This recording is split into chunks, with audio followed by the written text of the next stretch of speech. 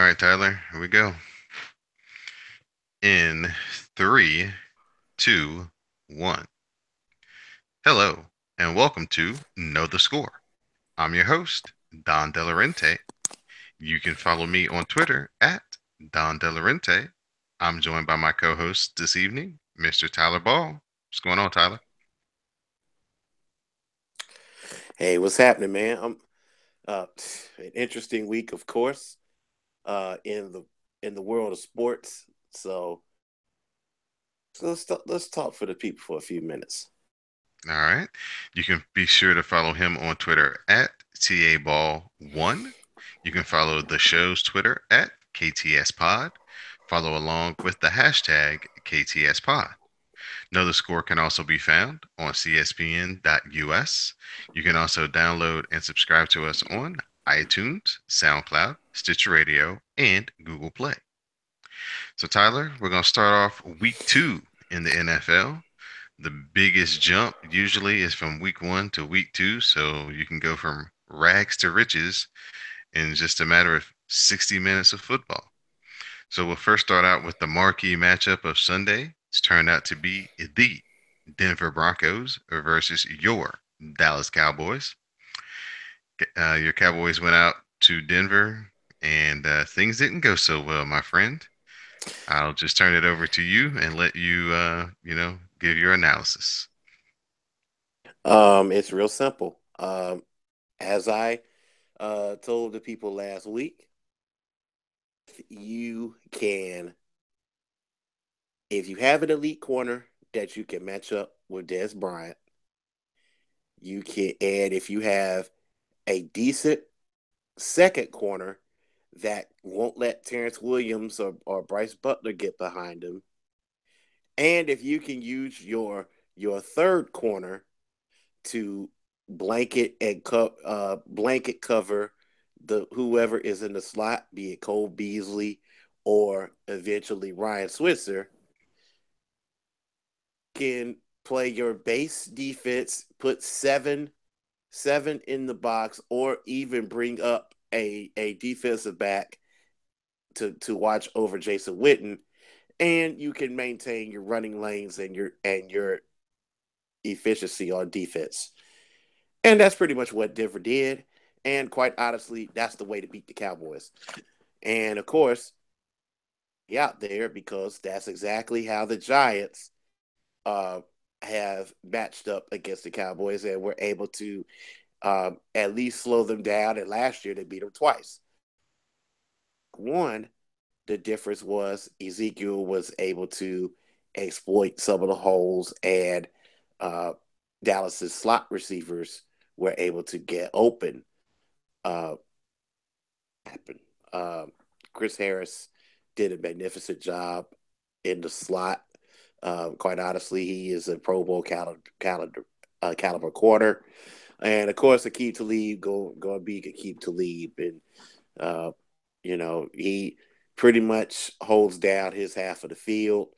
Um, I was surprised that the Cowboys did not move Des Bryant around to force matchups. Maybe get him on to Harris, where he's a little bit bigger, or even some other defensive matchups.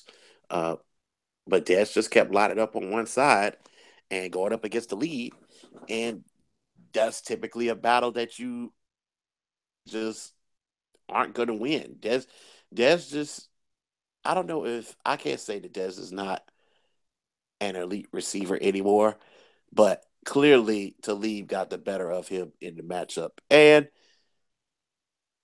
we could talk about Dallas offering to run the ball just four times in the first half. Ezekiel Elliott finished the game uh, with 8 yards on only 9 carries.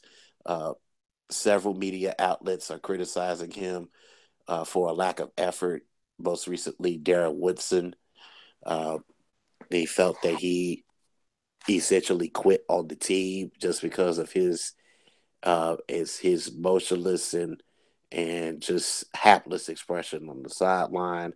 Uh, they felt a lot of people felt he was disinterested. Um, I don't think that was the case. He knows that he didn't play well, but I also think Scott Linehan got away from the game plan. Um, the the lightning delay that happened, which was essentially an hour, and it just there was just no rhythm to the game. So it was very weird Well, for for both teams. I'll talk ab Uh, I'll talk about Denver for a little bit. I thought that offensively they did a really good job of keeping the Cowboys off balance. Um, they had 32 passes and 25 runs from CJ Anderson. He had 118 yards and a touchdown.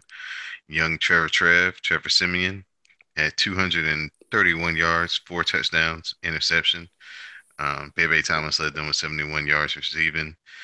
So they had a pretty balanced game plan. They cashed in the red zone. Every time they got in the red zone, they got a touchdown. So that was very key. They do things that a lot of teams don't do. They actually throw the ball into the end zone when they get into the red zone. mm-hmm. That's very Yep, refreshing. it So was. it was offensively I thought they really did a lot of good things running the ball, and then that led to their play action. For Dallas, it seems like they try to loosen Denver up with their passing game to maybe create some running lanes. But I think that Denver just stayed with their defense and, like you said, was able just to clog it up whenever they would try to go to their spread formations and get some of their, big runs that they normally get. And so it caused that to have to throw the ball, and he did what he normally doesn't do, and he turned the ball over. Yeah. So Just it just set things. I mean, it was just a perfect storm. And then of course Dallas fell behind, so that made them one dimensional. And the worst thing you could do with a team that has a solid defensive backfield and linebackers who actually can cover is their heels back and they know that the pass is coming. So I just think that even when the game was within two scores, uh, Scott Linehan got away from the running game, and that just didn't give the Cowboys a chance. Let's just add one more thing before we move forward. Um, now, uh, the Dallas is now the walking wounded, particularly in the defensive backfield. Um, we knew that we knew Cowboys fans knew that this was going to be uh, they were essentially on eggshells in the defensive backfield because they were going to rely on essentially four guys that have 3 years experience combined. Two of those guys got hurt yesterday, and a third one, the veteran Orlando Scandrick, who can almost never stay on the field. So three of your tops of your six DBs that you keep on the roster all sustained injuries, and we won't know how they are when they come back to play next week. But now that even puts more pressure on Dallas's linebackers because Linehan does. I mean, Rob Marinelli doesn't blitz. So is he going to have to start calling blitzes more to protect the defensive backfield, or is he going to drop some linebackers in the coverage and maybe play a little bit more zone and give up some yardage between the 20s and just hope that the team can tighten up and defend a few passes and force field goals in the red zone. So I'm resigned to think the teams are going to be able to move the ball down the field against the Cowboys right now because there's no pass rush and Marinelli doesn't blitz. okay. Next up, we had the Falcons defeating the Packers. It was the opening of the Falcons' new stadium. That thing looks gorgeous. The way the lights look, it makes it look like it's daytime in there 24 hours a day. Matt Ryan, a pedestrian night, 252 yards for him, touchdown. Dante Freeman, 84 yards, 2 touchdowns. Julio Jones, though, doing the heavy lifting, 5 receptions, 108 yards in the first, mostly in the first half, getting his stuff going. Aaron Rodgers, most of his yards came late, 343 yards, 2 touchdowns. Ty Montgomery had a really good night, catching and running the ball. Got a touchdown in there in the third quarter, tightened the game up a little bit. And due to injuries to Cobb and Jordy Nelson, uh, Devontae Adams was able to lead the team in receiving. He had 99 yards and a touchdown. So um, just the fact of Atlanta's defense held on, and then they closed it out at the end with their running game. You know, they had to make a stop. They did that. Then they had to drain the clock, and they did that, and they held on. And Green Bay just got started a little too late. Well, really, a lot of things similar to last year. In the NFC Championship game, just uh, just a dominant effort by Atlanta's offense. Just it's they're very difficult to stop because they've got so much balance between your outside weapons with Julio and Sanu, which that's a balance because Sanu can go over the middle. Um, he can also stretch the field deep, and obviously you have Julio.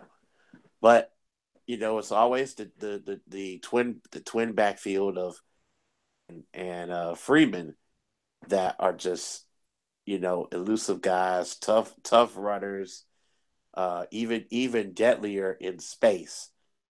And Atlanta does a lot of great play calling to get those guys isolated on outside the hash marks where they can make somebody miss and go a long way. And that was good to see. It's good offensive football.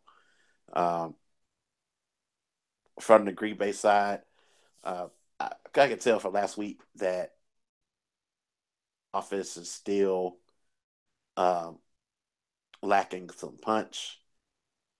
Uh, Montgomery is serviceable. We all know he's really a receiver disguised as a tailback.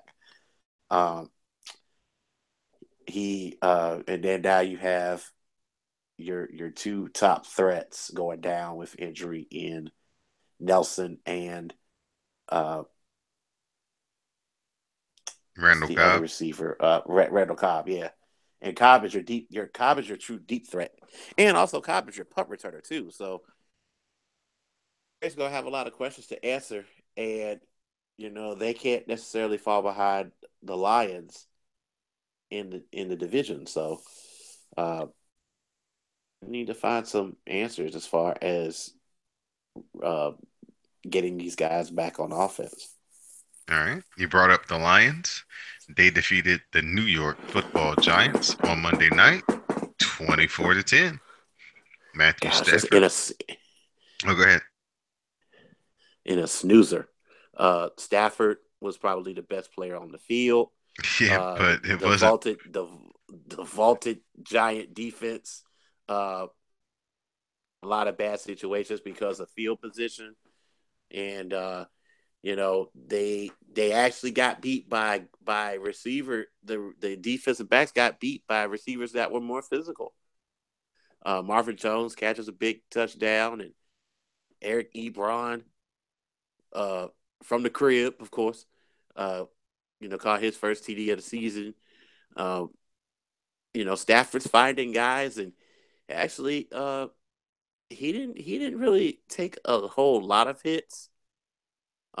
I know Pierre Paul got to him a couple of times, but Stafford pretty much had a clean pocket most of the night. Yeah, his Uh, stats were pretty pedestrian though. He was 15 21, 122 yards with the 2 touchdowns. Like you said, he threw that one to Marvin Jones and got that other one to Eric Ebron. Ebron led the team in receiving. He had 42 yards receiving and that touchdown. Abdullah led them in rushing with 86 yards. Story of the night though, the Giants could not protect Eli Manning. Eric Flowers is out there all alone, just getting abused and worked. Um, Odell Beckham came back in this game. Did not matter. Eli did not have time to throw the ball to him. They did mount a little bit of a charge late in the third quarter, but Eli Manning fell asleep at the wheel, allowed a delay game when they were going for it on fourth and goal from the about half yard line. So that attempt failed. They had to go for the field goal, and they never really got any closer And then than they that. gave up the punt return to salt to ice the game. Right. Um, their tight end Ingram, though, he had a very good night. He had 4 catches, 49 yards, and a touchdown. So the lone bright spot probably in the whole night for the Giants was that this kid showed that he can make some plays. So we'll see where they go from here. They're kind of like Seattle again, a team that has a really good defense, but they have a very bad offensive line, and that's not going to be a good formula for your success at any point this year. So the Giants can get their offensive line straightened out, at least where they can throw the ball, then their defense should be strong enough to hold them in most games. Just remember that they're the NFC East cross divisional matchups are against the AFC West and the NFC West. So each team will play games against the Raiders, Chargers, Broncos, and Chiefs, and they'll also play the Seahawks, Cardinals, Niners, and so physical defenses. And usually, it's always you always have to watch the games where, especially after they play an NFC West foe, you got to watch them after the week after they play uh, a team from the NFC West because those guys have physical defensive lines and push and hope to push you around up front, and they you tend to play poorly. What the score is um, next week is usually rough on you because of all of that pounding that you take from the Niners defensive front. So um, I mean from yeah, Niners and Seattle's defensive fronts. They tend to wear you down. So I'm looking to see what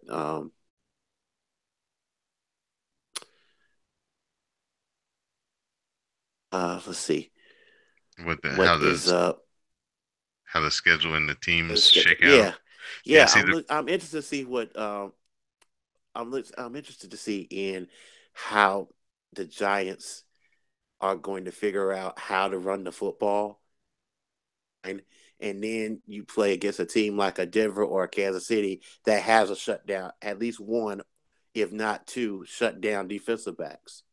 hmm yeah, they're gonna So, or, how are they going to score? Yeah, well, their defense is still a beast, and if they can just not put them in bad positions where they have short fields to give up and make teams have to manufacture drives, that they may be able to win those 17-13 type games. Just muck it up, just don't mess it up, and when the opportunity arises to make the big play, they just make it. And they just go into the game knowing, hey, usually we would probably have 5 or 6 chances in a game to make like a huge play, but we only might have 2 or 3, so we really got to concentrate and make sure that we make them. And that kind of might have to be the way that they roll. Last game of the weekend that we'll review that we had high interest in, the team I like, the Washington football team, went out to LA. They played basically their Spider-Man meme on offense, the Los Angeles Rams. They got the win 27-20. Old Captain Kirk came through in the clutch with the late game touchdown pass. Game was tied at 20, drove the team down the field, basically running the football. He picked up some good third downs. He looked the best he's looked all season as far as just a single drive. Got the ball to Ryan Grant in the end zone. He didn't fall down. And Zach Brown made an interception to ice the game, first play of the next drive. So Jay Gruden finally came through, did what I said he needed to do: 2 games in a row. He ran the football like a lot, like a whole lot. Like they had, I think, around 30 something carries, 32 carries, 31 carries for over 220 yards. Chris Thompson, 60-yard run off a draw, just beautiful. Robert Kelly was getting, he had 12 carries for 78 yards, mostly in the first and second quarter. Midway through the second quarter, he uh, broke a rib, so he's questionable coming into next week. Ouch. But yeah, it was just a good day to see the Washington football team go back to their roots and run the football, and the quarterback make the plays that he needed to make when he needed to make it, and not throw the game away from you know in the red zone. Golf was okay. He's definitely a work in progress. We let Todd Gurley get loose a couple too many times, made a couple of highlight hurdles over a couple of our defensive backs. So, that wasn't cool. We let their tight end Everett get wide open on a busted play for about 70. But other than Mm. that, the defense played really well, forcing getting our hands on a lot of footballs. I think they forced three fumbles, recovered one, and then, like I said, got the interception there to end the game.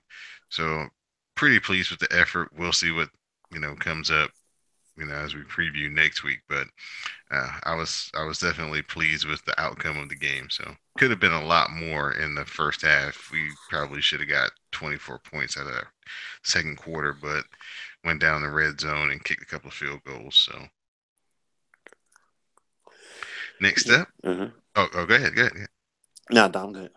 Okay, so we're gonna move into our week three review here on Know the Score, presented by CSPN.US.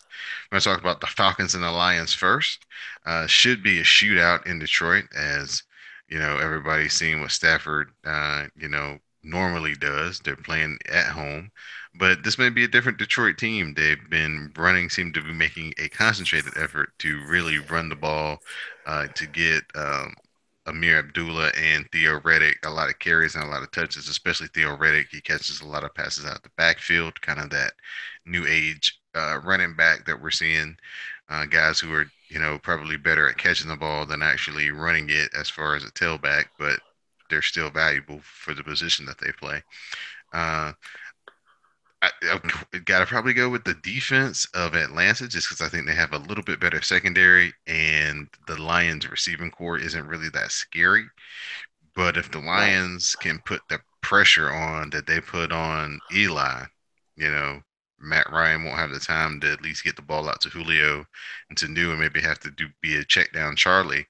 And they just come up and make tackles. They may be able to keep the game close and Stafford take them down the field on a long drive. So, there's a couple of ways the Lions can win, but it's all going to start with their defense being able to pressure Matt Ryan.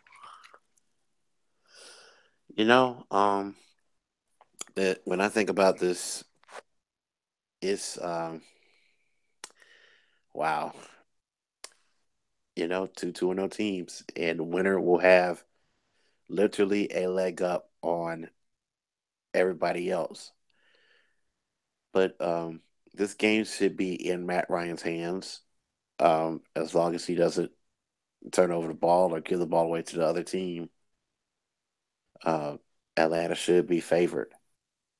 I'd like to see them commit a little bit more to Freeman and Coleman. Coleman. Yes, Freeman and Coleman to set up uh, Julio. And I mean, you can beat these Detroit DBs. They're definitely beatable. You just get by them and get by them for a couple of big plays, and then of course set up for Coleman and Freeman, and then defensively, uh, just turn up the play up another level. Bring on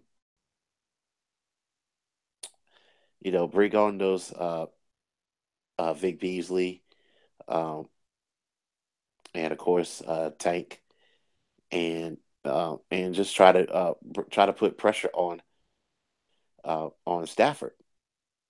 And those are simple keys. And take advantage of your own opportunities when you get them. Yep. course. Turnovers would definitely be a big key if they can get Stafford to throw them a couple. That'll definitely aid in their chances for the Falcons. Mm-hmm. Seahawks travel to Tennessee to play the Titans. Uh, this should be a very hard hitting game as we're going to have a team in the Titans who is very much dedicated to the run. Last week, Seahawks struggled a little bit against the run. Carlos Hyde had a pretty good game. Actually, I was watching that game at the bar. Bust off a couple of pretty nice runs, not to have a quarterback or a passing game of any substance to help him out to open up any real space for him. The Seahawks, just like the Giants, bad offensive line. Their offense doesn't really operate that well in normal structure. Russell Wilson seems to move the ball by getting outside of the pocket, or you getting pressure on him and you get him outside the pocket and he can get on the edge and kind of do the dealer's choice whether he wants to run or throw the ball to a guy coming open. If the Titans can keep Russell Wilson in the pocket for a majority of the game, they should probably win this game pretty easily, and it'll probably surprise a lot of people if that's the case.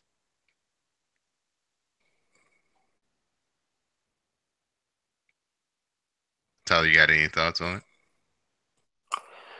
Um, I'm not really. Just I'm just hoping that it's not boring. Let's just make it. I mean, Well, honestly, the t- and it just goes to another. This is leading to another right, I have about about these 2 weeks in general. Um, right. I was just godly. I watched half of the Niners and Seahawks last week, and oh my gosh, I fell asleep. If you like defense, Yeah, I then mean, defense is fine, but it was a good football game for what it was. yeah, but it was just so many missed opportunities Right. for especially for Hoyer. God, he's just yeah, it's bad. It was just bad. And to their fairness, I mean, San Francisco kind of put the pressure on, and Hmm. and I mentioned, and I'm going to mention last week's game because the Titans like to do the same thing. Titans like to bring their rush ins, and they like to clog up the middle in the running game. So Precise and those guys are going to have some tough sledding. So this could very well be a game of field goals again. First team to hit five wins the game. The Titans have the right formula though to beat the Seahawks, which is just stay committed to your running game, and they have a tight end who's pretty good in the red zone off the play action Mm-hmm. fake. So that's how you that's the formula to beating the Seahawks, because if you don't use your running game and get into just a pass happy thing, then they can unleash their defensive line. At least if you run, their defensive line has to account for the running back before they go to the quarterback, and it gives you just a little bit more time. Mariota with the read options, that could be a big part of this game, leaving a guy unblocked and having him read if he wants to keep it or if he wants to give it off to the running back, kind of put that defensive player in a make a decision mode. So that should be a fun game to watch. Actually, I don't think that one will be too boring. Sunday night, we get my Washington football team versus the Oakland Raiders.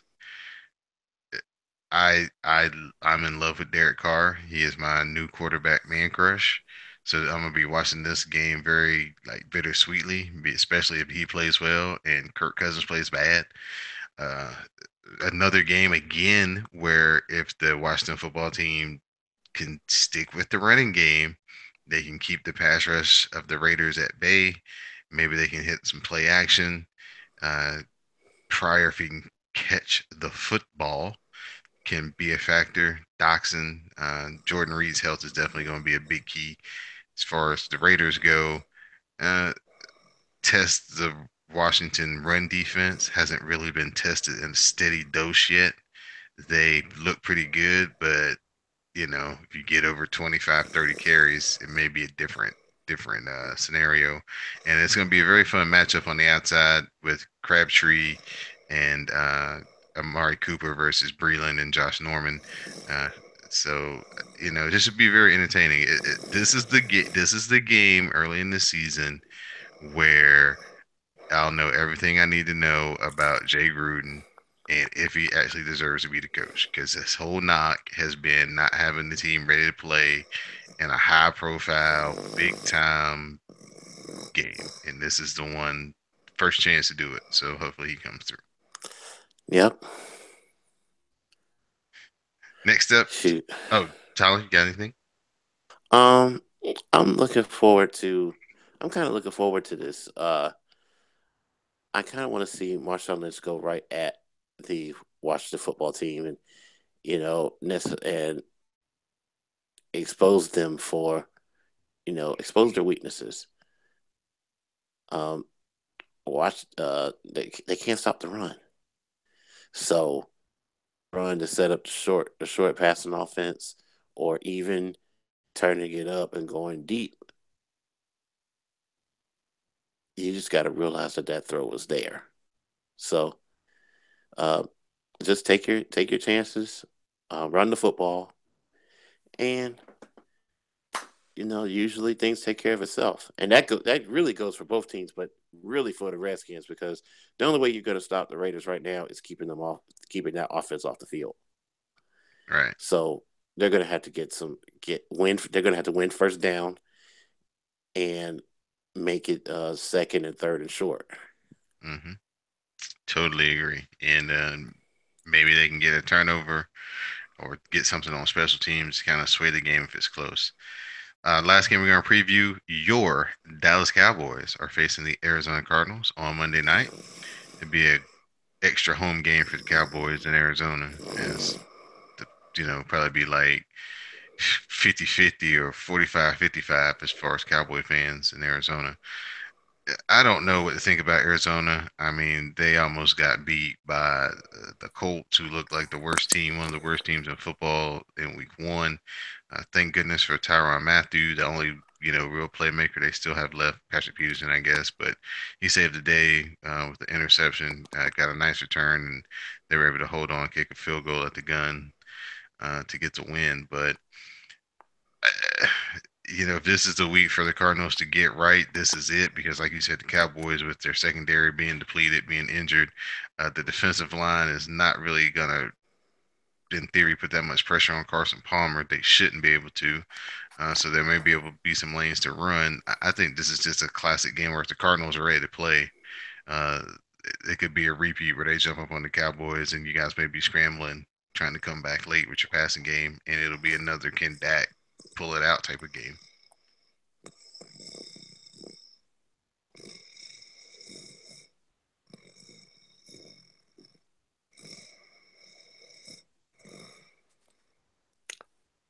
Hmm. You don't think so? Um. Something. My audio. I think my audio went out. Let me. Okay. Okay. Let me So ask the question again so I can re-record because I think my mic okay, was out. okay. I was just saying that. Do you think that it'll be a type of game where they'll try to run up on you guys early because of your secondary problems, and then it'll be Ken Dak bring them back from behind, try to jump up on them and neutral and take the running game out of it, and see if Dak can beat them with the pass. I don't think that. I don't think they have the personnel to get a lead on us. Um, they're facing some injuries to the receiving core. John Brown is out, and of course David Johnson is out. So you take those key pieces away. I don't know if they're going to convert enough first downs to even put pressure on Dallas. Um, of course, they do have a legitimate corner in Peterson. I like to see again. I'd like to see Dez move around a bit and not necessarily draw Peterson on coverage. Um, I would also like to see just some more crossing routes to flood just to flood that middle with routes, and get one of those guys open, and maybe you can make a guy miss and it becomes a big play. There's more than one way to get a receiver the ball, even when they know what's coming. So I just think Linehan needs to be a little bit more creative in play selection, and as far as defense goes, uh, Dallas needs to tackle well. Since they're not as they on the defensive side of the ball, they need to maintain the fundamentals. Avoid the silly penalties. Um, make that first tackle on first contact. Last but not least, um, you know, control the clock. Keep Carson Palmer off the field, and that way you don't have to worry about getting big plays to Larry Fitzgerald. All right. All right, so that's our NFL preview for week 3 here on Know the Score. Just a reminder that you can find Know the Score on SoundCloud, Google Play, iTunes, and Stitcher Radio. So, Tyler, we're going to shift into the week that was in college football last week, as probably the marquee matchup that everybody was looking forward to, where the defending national champion, Clemson Tigers, going into Louisville to face off against the defending Heisman Trophy winner, Lamar Jackson. Um, Louisville, of course, with the sweet helmets, black uniforms, night game, ABC. You got uh, Fowler and Herb Street there. Big deal. And Clemson, their defense showed up, showed out. Kelly Bryant, showed out on the national stage that, he's the real deal, that he can play. Ray McLeod, I love that name. He had a great night, 115 yards receiving, touchdown. Lamar Jackson in the stats category looked pretty good. He had 317 yards passing, 3 touchdowns, another 64 yards rushing, but he was only 21 of 42 throwing the ball. Samuel was his leading receiver. He only had 2 receptions for 100 yards. So just a stifling effort on defense by Clemson, especially in that first half. They came out really strong. The running game, controlled Louisville's linebackers, and then Bryant was making all the big throws when he had to. Just really, really impressive game by Clemson. I agree. Again, Clemson has another two or three defensive linemen that are going to be playing on Sundays, and all of a sudden, Clemson is sending defensive linemen to the league. Um, it's an astronomical number that they have right now. Over the past 7 or 8 years, I think it's up to 15 defensive linemen that have gone to the NFL, and they were in that line. That defensive line was on full display. Uh, Jackson. There were several times that Jackson was bottled up. He took sacks. He was just feeling pressured, and once you pressure a running quarterback and you force him to have to make a decision, you much won as a defense, uh, because you've now taken them. You've now essentially reduced the offense to you know be scrambling around and trying to find somebody to make a play with. And, usually that gets you into trouble, as UCLA's Josh Rosen found out. So, but yeah, Lamar Jackson was bottled up. Um, even when he got loose, it was late in the game and it was pretty much decided. Right. We had out on the West Coast, USC versus the University of Texas in a game that's been, 10 years in the making since the epic 2016 rematch, 2006, excuse me, national championship game. This was the rematch. I know, Tyler, you didn't like that hype and promotion, but the game actually lived up to the hype and the promotion as Gus Johnson was on the call, and we had a double overtime game. What do you know? As USC wins on a field goal in double overtime. The Texas defense really came up with a big effort. Sam Darnold almost had 400 yards passing, but they pressured him. He had two interceptions. He was only 28 for 49. I was really impressed with Texas's defense. They really put up a great effort, um, to keep Texas in the game long enough where their offense could come back around. Texas has no semblance of a running game. It is so bad. But their quarterback, Eanger, 298 yards, two touchdowns. He had two interceptions, cost them late. Johnson for Texas, 191 yards receiving. Burnett for USC, 123, two touchdowns.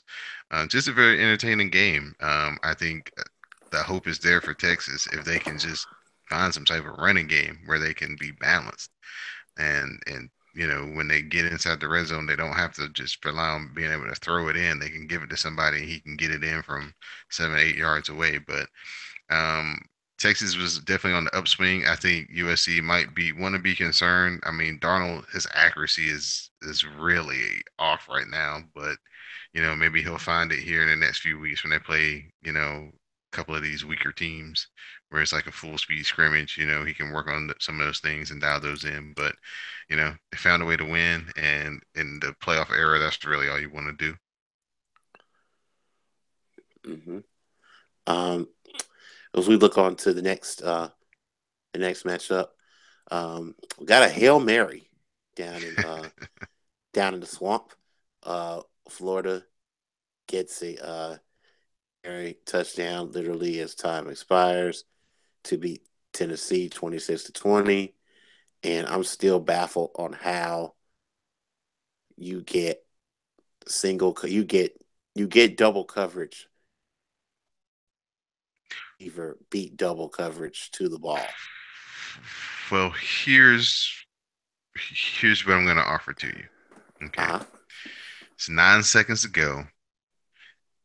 They were at about the 35 or say on still their side. They hadn't quite got to midfield yet, but they were kind of Right. in that range where, out route or, corner route, bench route, whatever you want to call it, you know, a, a good depth could have got you there and you still would have had one more play to go, right? I think they were playing for that. They were playing for them to try to get two plays out of the 9 seconds. Mm-hmm. And what happened was the scramble drill. Frank's got loose a little bit, and when he broke the pocket, of course, they were playing a cover two zone, and people are looking at the quarterback, and then of course, once he starts to scramble, people lose their man, and Franks just runs a beautiful post route, and he gets on top, runs past the cornerback, gets on top of the safety, Mm-hmm. and the ball dropped right in his hands. Yep. So that's what I think Tennessee got caught off guard on their defensive call, where they thought they were probably just going to try to get 15 yards, get to the 50, and then they were to put all their men back in the back of the end zone. But, you know, they did not. And a game that was really bad for like 3.5 quarters, but the last 7 minutes of the football game was really good, really entertaining. Um, our final game that we're going to talk about, Mississippi State down there in Stark Vegas. Cowbells ringing. Put a whooping on LSU, 37-17. The Bayou Bengals, they can't blame it on Les Miles and Cam Cameron this year. Nah, Off, Orgeron's got problems, right, real problems. right, Yeah, 37-7. Yikes! It's yeah. it's a they took a beating. And mind you, I thought LSU was supposed to have a solid offense, and This is, now they look like I don't know if they're doing the job that they need to do just to keep the talent on offense around. mm-hmm. This was a clear shock to not only lose to Mississippi State, but to lose by this much. It just shows that just weren't prepared for what Mississippi State was going to do. LSU's offense is really good when they go to the running game. The one touchdown they did get, they just used big boy football, power football, went down the field. They might have had like one pass in a drive, Mm, and even the way that it was going, I said, man, LSU needs to at least score a touchdown right here on the drive that they did score on. I was like, if they even want a chance to win this football game, because Mississippi State's defense is really, you know, yep. lining them up. And what was I think really surprising though was Mississippi State's offense. They really pushed LSU around. Mississippi State has a really good quarterback.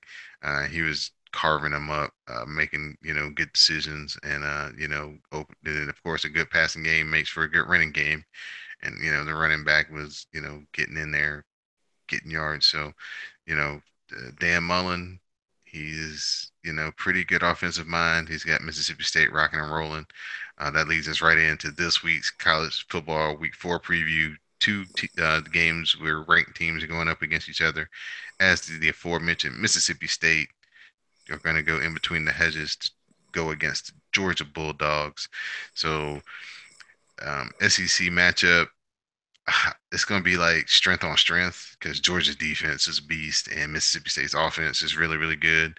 So the two best parts of their teams are going to decide the game.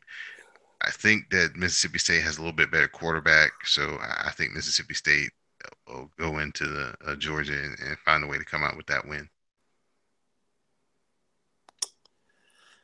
You know, I'm interested to see how LSU bounces back. Um, Usually, the team itself rebounds pretty well, especially after taking big losses. But as far as Mississippi State goes, they've got to figure out uh, how to control Georgia's running game. Um, Georgia's played a couple of weaker schools while getting tuned up for this. So I'm interested to see. I'm interested to see Georgia on the big stage All right. and how they perform. By the way, LSU plays Syracuse and Baton Rouge at night. So yeah, Yeah, they, that might be ugly for yeah, they, Syracuse. yeah, that should be the get back game that they need. And in our other, matchup of ranked teams, it's going to be TCU versus Oklahoma State at the Big 12. TCU is just contrast styles. TCU wants to be ball control, kind of, you know, death march you up and down the field, take a lot of time, be real physical, use their running game. And Oklahoma State is the definition of an air raid. I don't know if you guys saw the Oklahoma State Pitt game. I I saw the first half and it was literally bombs away. It was beautiful football to watch. They went deep. They went deep often. Everything they tried worked. Yeah, Perfection. Um, it was just a display. They've got Mason Rudolph, who to me, uh, he should be rated higher amongst the quarterbacks in this potential draft. Um, Throws a beautiful ball. He has also two really good receivers that are similar in build. They're big. They're tall. They you can essentially throw them open by just throwing the ball high and not letting the shorter DBs get to it. Um, they also can run the football when needed, and they push the tempo. So uh, they're fun to watch. Me personally, I think they're better um, when Des Bryant was catching passes from the old guy, Brandon Whedon, Brandon Wheaton. Yes, but it's very similar though. very similar, very similar. But I think because you have two weapons on this squad, I think this version of Oklahoma State is a little bit better. But yeah, at TCU is no slouch. Um, likes to put points on the board too. So I wouldn't be surprised if people would take the over on this. All right. All right. So look out for those matchups in college football. Just want to let everybody know that this week's episode of the Know the Score is brought to you by Amazon.com. Amazon.com in connection with CSPN.us. You can support our podcast by going to our website, CSPN.us. Click on the banner that says support the podcast. Click on Amazon. Do your shopping like you normally would. Give some money back to the podcast and the network to keep all the podcasts free to you each and every week. So please, CSPN and Amazon.com, do it today. So, it wouldn't be a week in sports without some type of controversy in the media. So, first, we're going to talk about RG3. He spoke out against Santana Moss. Santana Moss went on DC radio the other day, and he talked about, the inner workings of the locker room and kind of what went down with RG3. Santana Moss basically said that, the things that happened to RG3 may be bad karma for the way that he dealt with Mike Shanahan and how he was quote unquote gloating when Mike Shanahan got fired, basically kind of signaling that he won the power play between the player and the coach. Mm-hmm. Now, Tyler, I'll go to you first since this, directly affects like a whole period of my fandom right here. I'll let you go first and then I'll speak last. Uh, well, um, I think this is uh rather pettyish and behind the it's just I personally think it's just a screen grab for content, um, just to be part of the news cycle. I don't even think the public really cares what RG thinks of his former teammates. Um, that uh, sometimes he didn't get the benefit of a doubt from the coaching staff because of his style of play. I also think that when you have a situation like this, um, really meant to uh, be for public consumption. I think that doing this in public is bush league, and I just don't even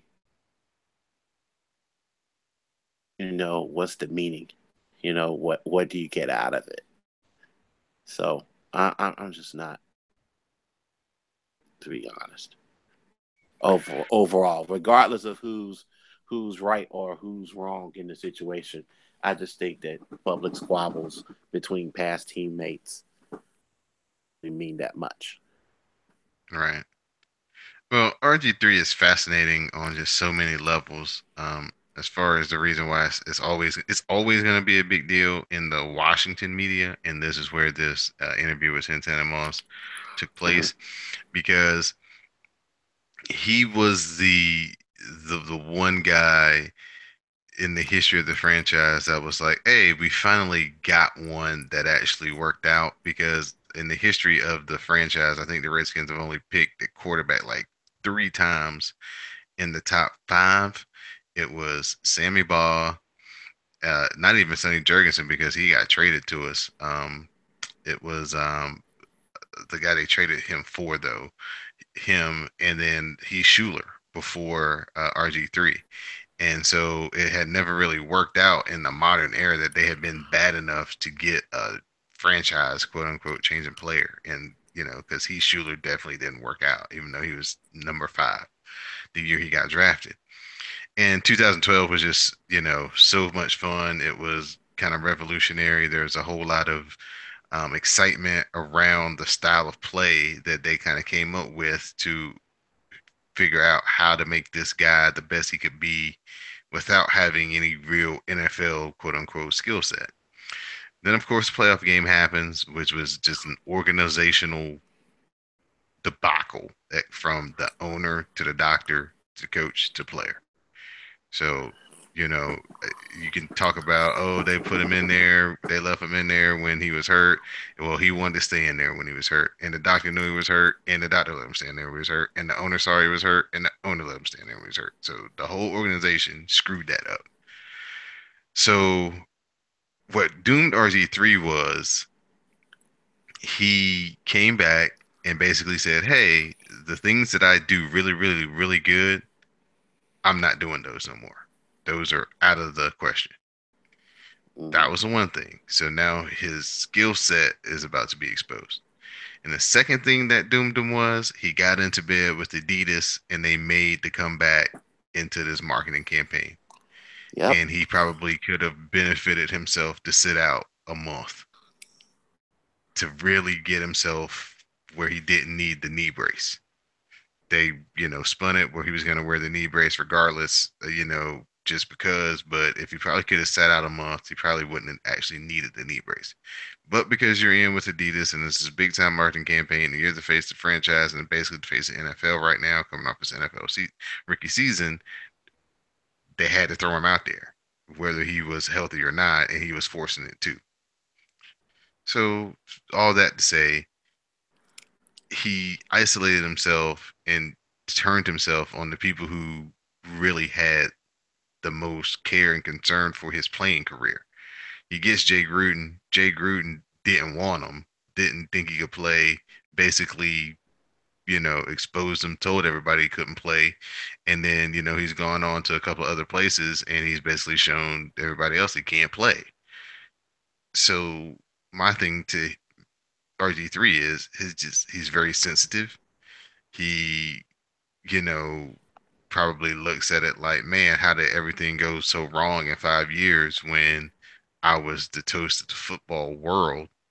It makes the things that Donovan McNabb tried to tell him even more poignant now. And he brushed him off like, nah, man, I'm good. I got this. So, there's a lot of arrogance involved with RG3 as far as, you know, himself, as far as what he thinks of himself, as far as a player and what he was able to do versus what he could do um, in his mind, as far as running a pro style in the pocket, pick out receiver type offense, and for a guy who was coming off a bad knee and basically wasn't mobile, it wasn't the best thing for him, and probably damaged him a lot more by having to play that regular traditional style offense than it would have if he would have been able to come back and still have the running involved because that was his greatest gift was running the football at that particular time. So, and then Santana Moss is just saying, hey, Mike Shanahan was more than likely his favorite coach that he liked to play for the most, coach that he felt gave them the best chance to win, and you're basically having a power struggle in our locker room, and you're still here, and instead of being humble and gracious, because it's not just Mike Shanahan, it's all these trainers and all these support people and all these other folks that now don't have a job too, because they're all lumped in too, and I guess that's where Santana Moss kind of was feeling rubbed the wrong way about it. So that's my take. Next, we'll move on to some fun stuff in the news as Kevin Durant got caught caping for himself through fake Twitter and Instagram accounts. Apparently, KD has been doing this for years, where he has dummy accounts where he defends himself against the trolls and the naysayers. And he did the one thing that you can't do when you have multiple accounts. He did not check to see which account he was tweeting under before he hit send, and he tweeted out some things defending himself underneath his own Twitter handle. So, Tyler, what do you think about this fiasco?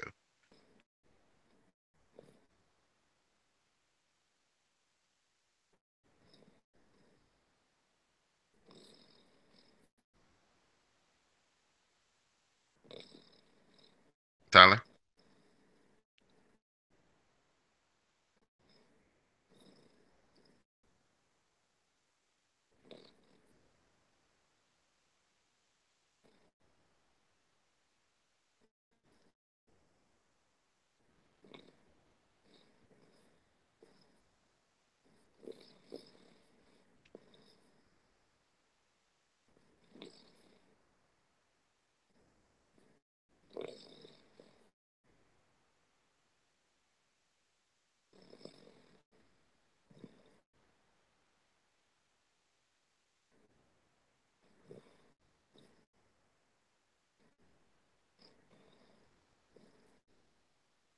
Tyler, can you hear me?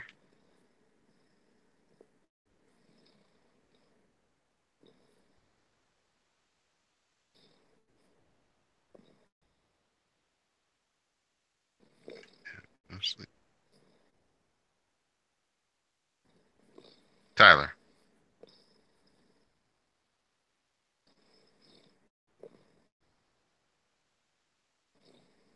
Here, moving around in the background. I don't see it.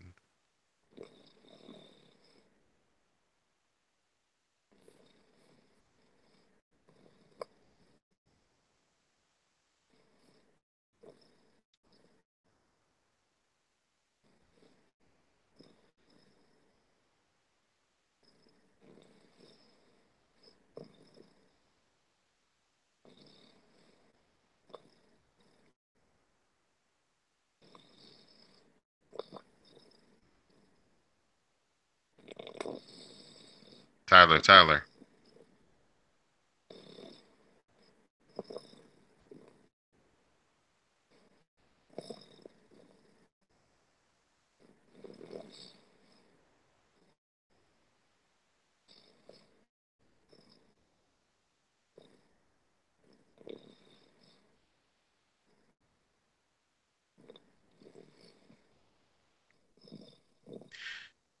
So for my co-host, Tyler Ball, this has been Don Delarente, and now you know the score.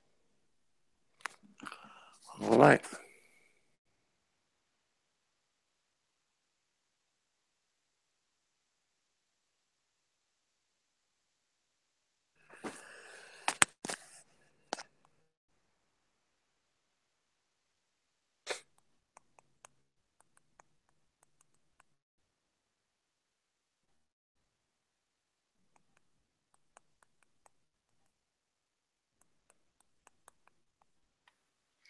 All right, man. Yeah, yeah, but it's just kind of sound just kept going the So time what? we was talking. So what now? I said the sound just kept going out as while you and I were talking. So I would like hear you, and then I cut out,